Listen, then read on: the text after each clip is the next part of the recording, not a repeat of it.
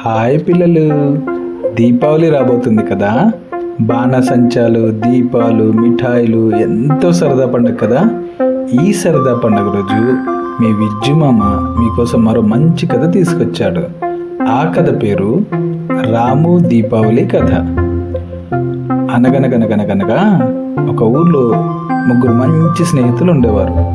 రాము, రాజు, మాధవ్. ముగ్గురు కలిసి ఆడుకుంటూ నవ్వుతూ రోజులు గడిపేవారు. కానీ రాము మాత్రం చాలా పేదవాడు. చిన్న గుడిసెలో తన అమ్మతో ఉండేవాడు.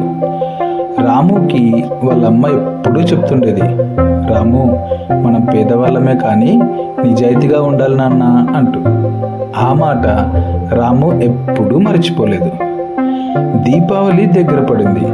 రాజు, మాధవ్ వాళ్ళ తల్లిదండ్రులతో కలిసి బాణసంచాలు కొనడానికి వెళ్ళారు.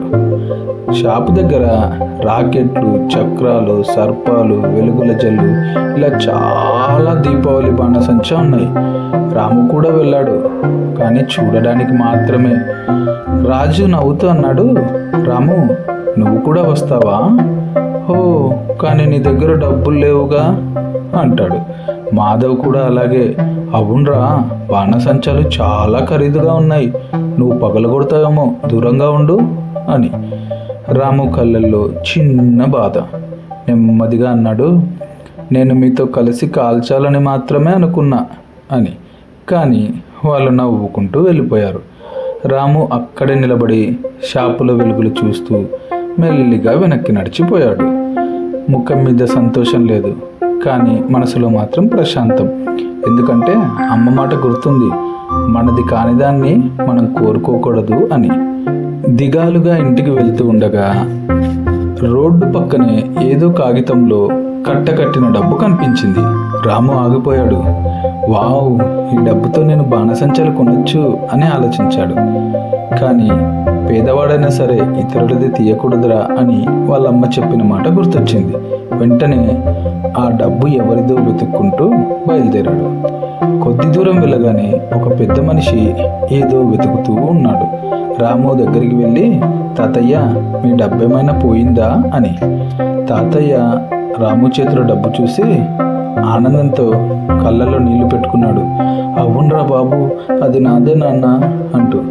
రాము నవ్వుతూ ఇచ్చాడు.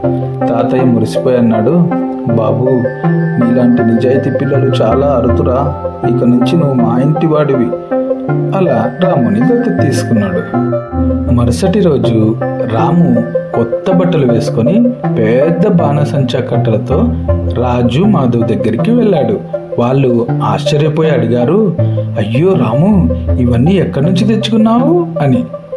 రాము నవ్వి అన్నాడు, తనకు జరిగిందంతా చెప్పి, నిజాయితీని వెలిగిస్తే దీపావళి మనసులోనే మొదలవుతుంది అంటాడు. ముగ్గురు కలిసి దీపావళి పండుగ చాలా సరదాగా జరుపుకున్నారు. చుట్టూ వెలుగులు, నవ్వులు, ఎంతో ఆనందంగా. ఈ కథలో నీతి ఏంటంటే పిల్లలు, మనం నేర్చుకోవాల్సింది ఒక్కటే, నిజాయితీ అంటే పెద్ద దీపం లాంటిది. దాన్ని వెలిగిస్తే మన జీవితం అంతా వెలుగుతుంది. శుభ దీపావళి పిల్లలు. దీపావళి రోజు అమ్మ నాన్న మాటలు వింటూ చాలా చక్కగా దీపావళి పండుగ జరుపుకోండి. ఎవరైనా సరే దీపాలు చేతిలో వెలిగించడం కానీ లేదా దానికి దగ్గరగా ఉండి కాల్చడం కానీ చేయకుండా జాగ్రత్తగా ఈ దీపావళి పండుగని సెలబ్రేట్ చేసుకోండి. బాయ్ పిల్లలు. మరో కథతో మీ విజ్జు మామ మీ ముందుంటాడు. అంతవరకు బాయ్.